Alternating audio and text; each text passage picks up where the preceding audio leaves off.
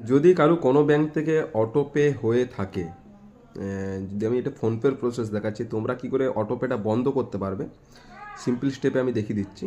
চলে আসবে, সার্চ করবে অটো পে। সার্চ করার পর এখানে যতগুলো অটো পে হয়ে আছে সব তোমাদের কাছে সামনে শো করে যাবে। যেমন আমি এটা অফ করব, এটাই ক্লিক করব।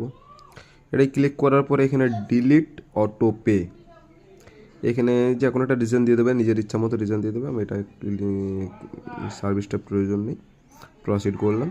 এবারে ডিলিট, সবাই এই ডিলিটে ক্লিক করার পর কনফার্ম করে এখানে কিন্তু তোমাদের এমপিনটা আবার দিতে হবে। 199 টাকা যেটা দেখাচ্ছে এটা কিন্তু কাটবে না, কিন্তু পিনটা তোমাদেরকে দিতে হবে, তবেই ডিলিট সাকসেসফুলি হবে। পিনটা দেওয়া মাত্রই কিন্তু auto pay has been deleted, তোমাদের এটা ডিলিট হয়ে যাবে।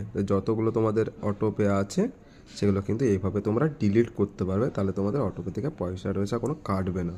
আর ওই ফেসবুক টেসবুকে কোনো অটো পেতে ক্লিক করে অটো পে চালু করবে না। প্রথমে হয়তো কাটবে, দেখুন প্রথমে একটা জিনিস তোমাদেরকে দেখাই, প্রথমে 1 টাকা কি 2 টাকা দেখাবে। যদি আমি হিস্ট্রি দেখাই, অটো পে করার সময় হয়তো তোমার কাছে দেখিয়েছে 2 টাকা, কিন্তু ওদের পারমিশন থাকে 199 টাকা।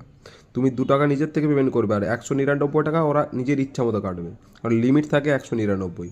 ফার্স্ট 2 টাকা দিয়ে স্টার্টিং বা 1 টাকা দিয়ে স্টার্টিং হয়, এটা কিন্তু মাথায় রাখবে।